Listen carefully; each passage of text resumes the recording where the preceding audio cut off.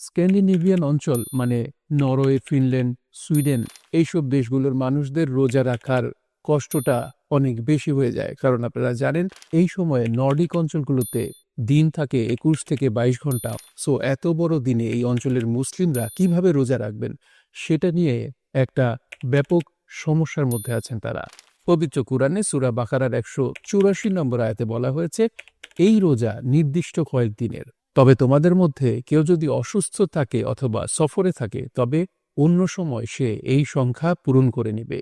আর যাদের জন্য রোজা রাখা অত্যন্ত কষ্টকর তাদের জন্য ফিদিয়া হলো একজন মিসকিনকে খাওয়ানো।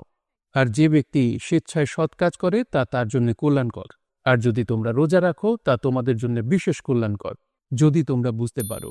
এই আয়াতের একটি বিশেষ জায়গায় বলা হয়েছে যাদের জন্য রোজা কষ্টকর হয়ে যায় তারা যাতে মিসকিনকে অন্ন দান করেন।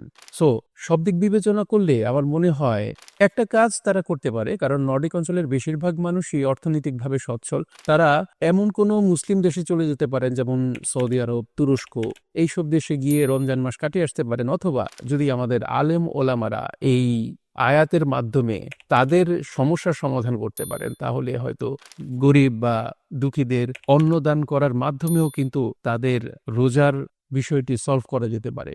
আপনাদের কি মনে হয়? অবশ্যই কমেন্ট করে জানাবেন।